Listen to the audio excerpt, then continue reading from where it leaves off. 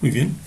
En este esquema, este círculo representa a una persona que está en una plaza y esta persona se puede mover en esta plaza.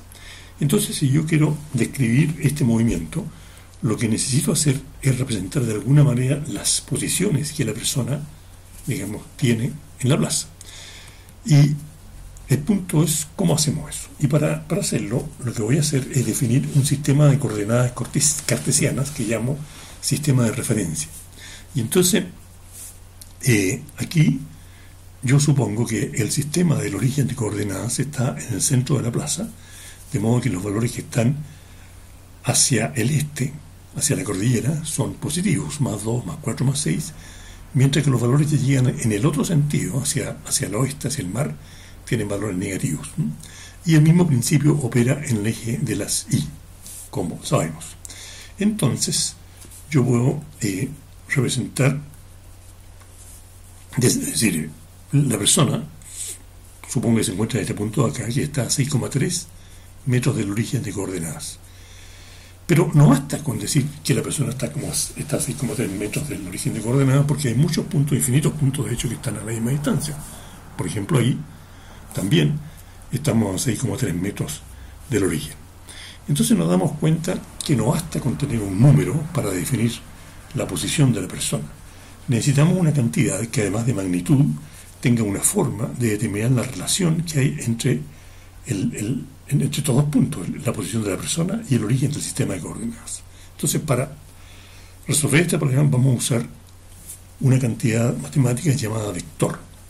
Este vector lo definimos por esta flecha que vemos acá y lo representamos por una letra que tiene una flechita arriba. En el caso de la posición vamos a usar la letra R.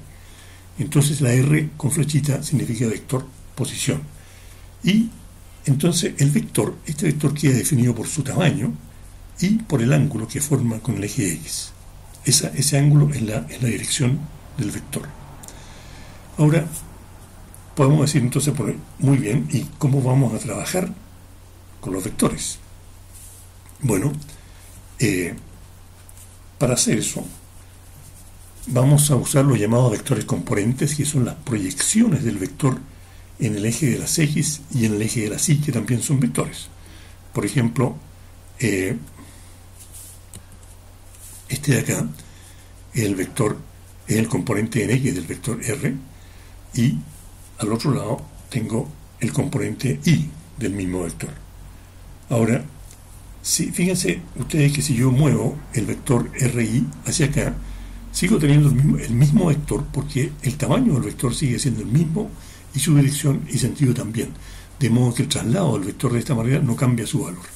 Ahora, supongamos que yo parto recorriendo el vector Rx y luego el vector Ri, y si hago esto me doy cuenta que este recorrido equivale al que yo hice directamente por el vector. En otras palabras, decimos la suma de todos los vectores Rx y Ri es el vector R. La suma de los componentes equivale al vector.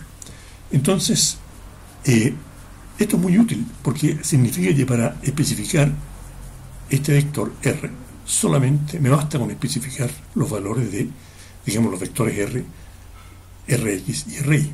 Y hacer eso es fácil. Lo que necesito son definir vectores, los llamados vectores unitarios, I, o llamados a veces I-tongo, y J, o J-tongo, que son vectores que miden 1, en este caso 1 metro. En el caso del vector I sería, está solamente en el eje X, y en el caso del vector J vive en el eje Y, ambos en las direcciones positivas. Entonces, en este caso de este vector, yo tengo lo siguiente, tengo que este vector Rx es simplemente el producto de la magnitud, 6 veces el vector unitario I. Esto, ¿se fijan? El vector Rx es 6 veces I, 6 metros, en la dirección X. Y el vector Ri es 2J. Entonces, finalmente, como R es igual a la suma de los componentes, me quedo finalmente con que el vector posición es sencillamente 6i más 2j metros. Ahora, esto parece una forma bastante alambicada de describir algo simple como la posición. Sin embargo, es muy útil y contiene toda la información sobre la posición de la persona. Por ejemplo, si nosotros quisiéramos saber cuál es el ángulo de este vector, cuál es su dirección, entonces yo puedo usar la función, me fijo que aquí hay un triángulo, rectángulo, formado por el eje X y el vector R, y entonces yo puedo usar acá, como conozco el cateto opuesto y conozco el cateto adyacente del ángulo alfa, yo puedo usar la función trigonométrica tangente, porque la función trigonométrica tangente es la razón entre el cateto opuesto y el cateto adyacente. Y en este caso, esa tangente vale 2/6, 1/3 o 0,33. Y entonces, para encontrar el ángulo, a partir de este valor de tangente, 1/3 o 2/6, simplemente usamos la función opuesta, arco tangente, que en la calculadora aparece como función, como tangente a la -1. Entonces, simplemente lo que hago en la calculadora es entrar tangente a la -1 de 2/6, y eso me da 18,3 grados. Eso quiere decir entonces que el ángulo cuya tangente es 2/6 es 18,3 grados. Y por otro lado también podemos preguntarnos cuánto vale esta distancia total. Bueno, para eso puedo usar, como este es un triángulo rectángulo, puedo usar el teorema de Pitágoras. Esa es la hipotenusa, y entonces la longitud de la hipotenusa, como sabemos, es la raíz de la suma de los cuadrados de los catetos, y eso me da 6,3 metros. Entonces, esta expresión R, vector R igual a 6i más 2j metros, contiene toda la información sobre la posición de la persona. Muy bien. Entonces, para resumir, si yo quiero especificar la posición de la persona, lo que necesito, primero que nada, es definir un sistema de referencia. Y esta posición entonces queda definida por un vector en este sistema de referencia, y el vector, a su vez, yo lo puedo conocer simplemente conociendo sus componentes, la longitud, el tamaño de estos vectores en Rx y en Ri, y especificar su dirección mediante los vectores unitarios I o J. Ahora, sabiendo entonces cómo especificar posiciones, podemos entonces describir cómo describir un cambio de posición, o lo que nosotros llamamos un desplazamiento, como te ocurre acá. Un cambio de posición se llama desplazamiento. Entonces, ¿cómo puedo describir el desplazamiento? Bueno, es un cambio de posiciones. Aquí yo tomé la persona que estaba en esa posición original y la llevamos acá. ¿Y cómo describo eso? Bueno, la posición original es el vector que acabamos de ver, y la posición final es este vector de acá. Y este vector de acá, yo ya sé cómo calcularlo, es simplemente la proyección acá, que sería 2 metros, o sea, sería 2i, más esta otra proyección que serían 6, más 6j. ¿Ok? Entonces, se define como este vector de desplazamiento la diferencia que hay entre estos dos vectores. Y eso lo escribimos así: D igual a delta R. Delta, en general, significa diferencia entre lo final menos lo inicial. Entonces, ¿cuánto es eso? Lo final, ya dijimos 2i más 6j, y lo inicial era 6i más 2j. Como está negativo, nos queda menos 6i menos 2j. Y luego, para calcular el vector final, simplemente sumamos 2i menos 6i me da menos 4i, 6j menos 2j me da más 4j. ¿Okay? Entonces, este resultado significa que durante este desplazamiento, la persona, este menos 4, significa que la persona se desplazó 4 metros hacia el lado negativo de las X y se desplazó 4 metros hacia el lado positivo de la Y. ¿Ok? Entonces, esto entonces nos especifica el desplazamiento ocurrido. Ahora que ya sabemos cómo describir un desplazamiento, nos interesaría saber la rapidez con que la persona se mueve de un punto, del punto inicial al punto final. Y entonces vamos a definir la velocidad con que la persona hace este traslado como la razón entre el desplazamiento y el tiempo que toma hacer ese desplazamiento. O sea, entre delta R, el cambio de posición, y delta T, que es el intervalo de tiempo que yo voy a hacer eso. Si el viaje se hace en 5 segundos, entonces aplicamos la definición delta D, delta de desplazamiento, pero delta R, eso, dividido por delta T, y eso nos da que la velocidad es menos 4i más 4j, que es este desplazamiento, dividido por 5 segundos. Bueno, menos 4 dividido por 5 es menos 0,8, 4 dividido por 5 es más 0,8, y esta entonces es la velocidad.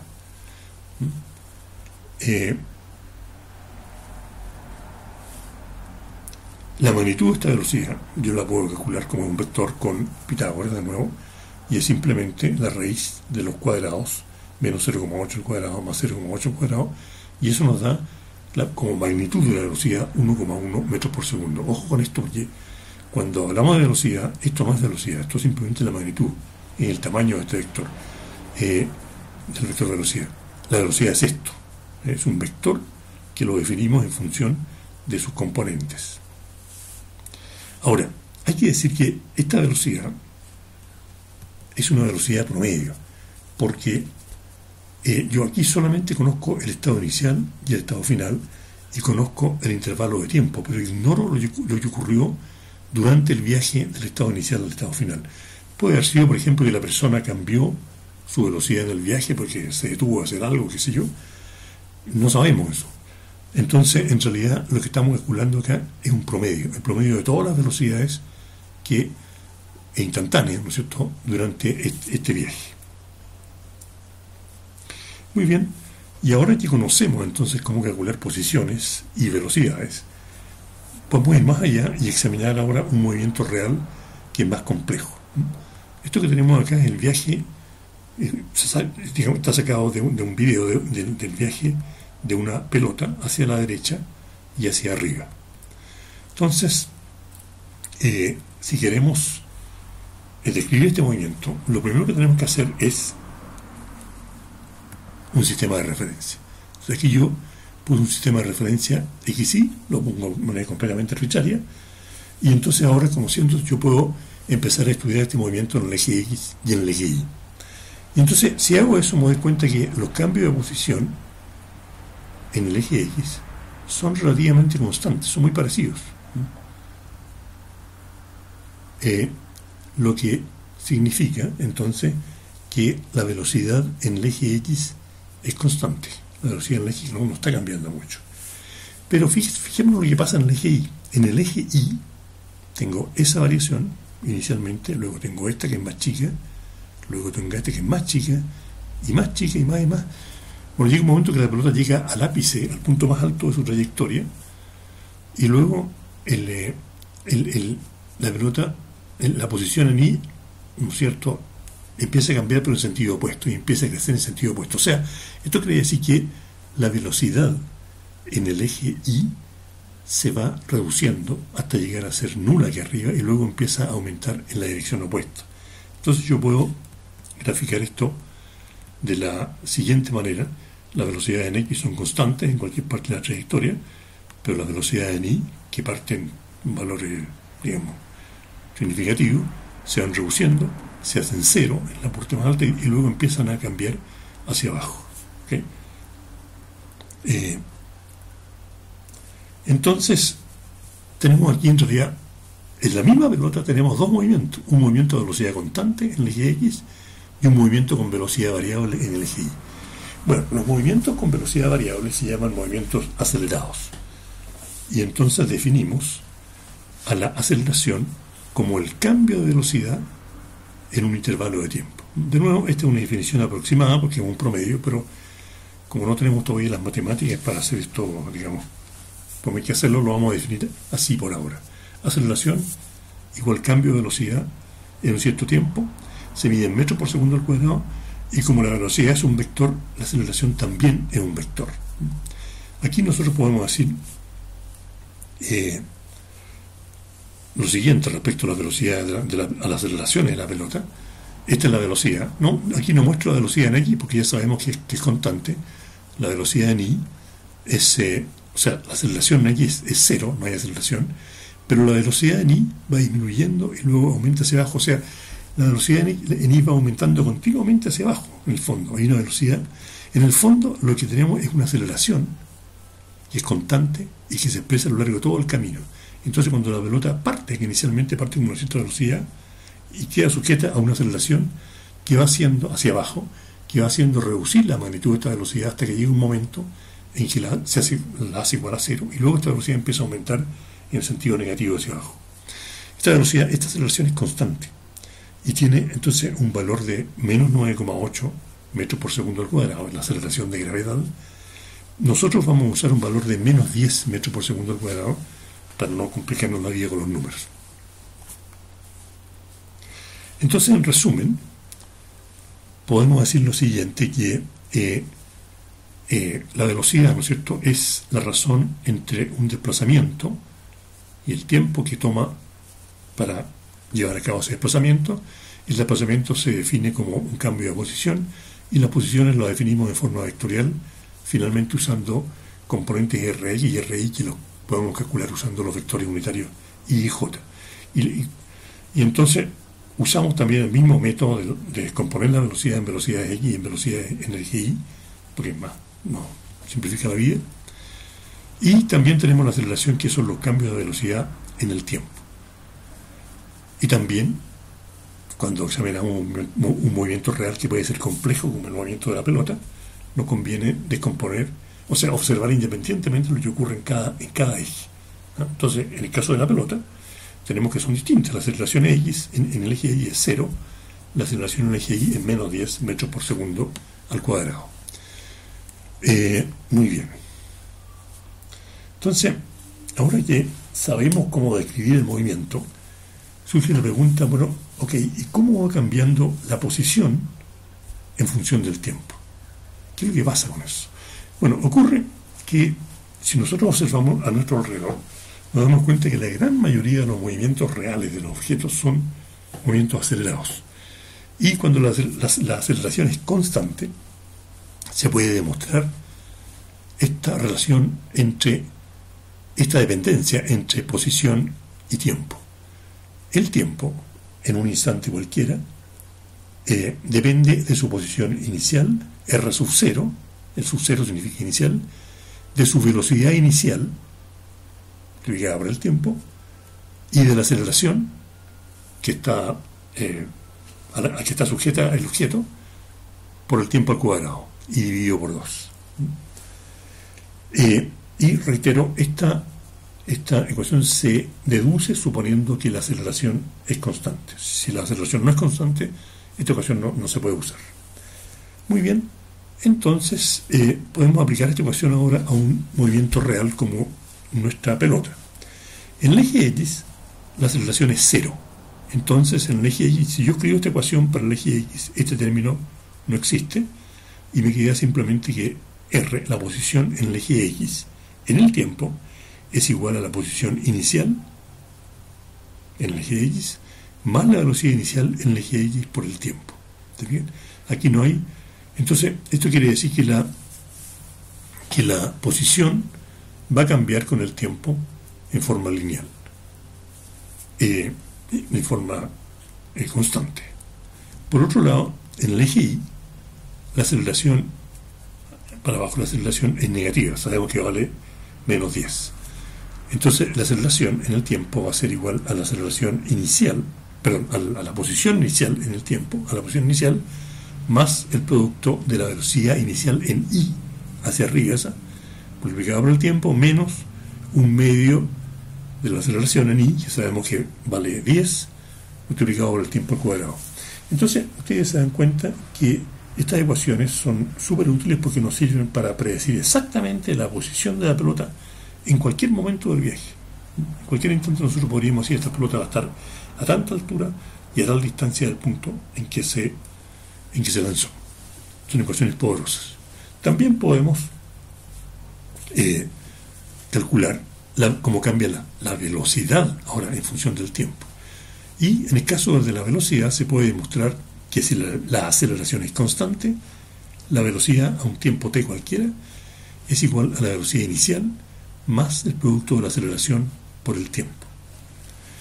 Bueno, aquí en el eje X tenemos una aceleración 0, así que la velocidad a cualquier tiempo t va a ser simplemente igual a la velocidad inicial y no va a cambiar. V sub 0x aquí va a ser también V sub 0x y ahí también va a ser siempre la misma velocidad porque la aceleración es 0 en el eje x. En cambio en el eje y la velocidad en función del tiempo va a ser igual a V sub 0i en el eje y así menos la aceleración aquí yo pongo negativo porque sabemos que la aceleración en este caso va dirigida hacia abajo y sabemos que vale además 10 metros por segundo al cuadrado menos i por t metros por segundo. Aquí hay un error.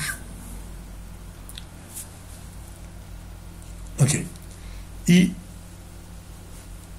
entonces se fijan, usando esta otra ecuación igual que en el caso anterior, yo puedo usar entonces, o sea, yo puedo saber exactamente cuál es la velocidad de la pelota en cualquier momento que se me ocurra, porque la velocidad de la pelota va a ser la suma vectorial de las dos velocidades, la velocidad en x más la velocidad en y. La velocidad en x va a ser siempre esto, y la velocidad en y va a estar dada por esta ecuación de acá.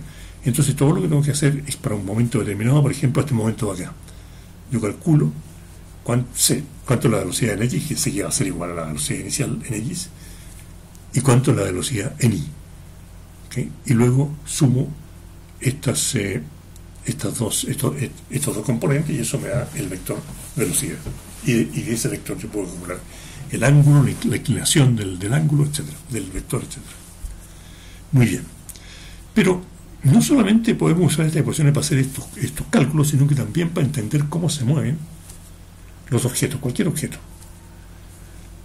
Por ejemplo, aquí yo tengo dos carritos que se mueven en un piso en forma rectilínea, o sea, en forma unidimensional, y la pregunta es, ¿aceleran estos dos carritos?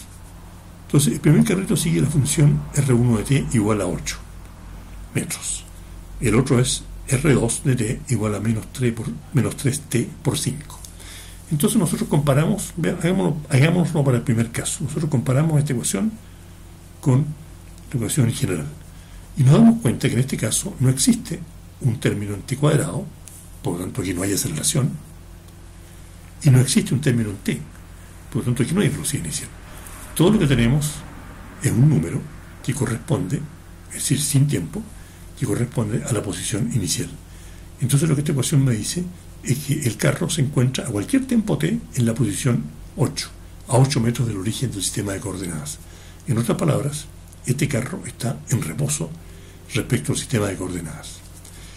Este otro carro acá, carro 2, no tiene un término en t cuadrado, ¿se fijan? Por lo tanto, también la aceleración es 0, en este caso, así que no está acelerando, pero tiene un término en t, y por lo tanto, la cantidad menos 3 viene a representar v sub 0 en la ecuación general. O sea, este carrito podemos decir que parte de una posición inicial 5 metros respecto al origen del sistema de coordenadas y se mueve con una velocidad de menos 3 metros por segundo en sentido negativo. O sea, a tiempo 0 este carrito va a estar a 5 metros porque 3 por 0 es 0.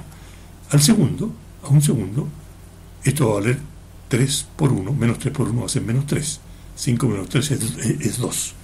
O sea, después de un segundo, el carro se movió de los 5 metros a los 2 metros.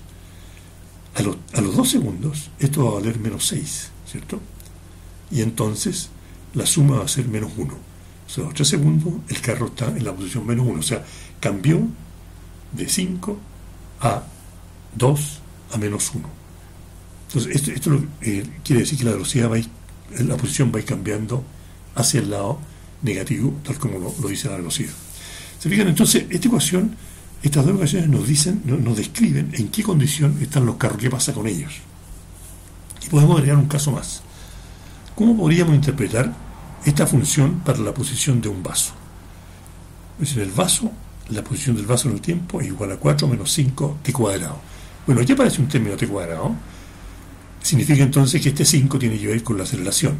Y de hecho, ese 5 es la mitad de la aceleración, ya que esto es un medio a. Y entonces la aceleración es 10. Menos 10.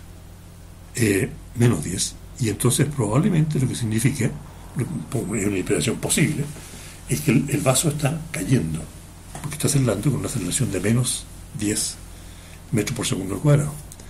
Y más aún, este término 4 corresponde a R0, a la posición inicial. Y no hay un término en V0 por T, no hay un término que tenga T elevado a 1. Por lo tanto, no hubo velocidad inicial acá. Entonces, una interpretación posible de esta ecuación es que este fue un vaso que se dejó caer desde una altura de 4 metros. Y entonces, al ir cayendo, va acelerando con una aceleración que es de menos 10 metros por segundo al cuadrado. Entonces,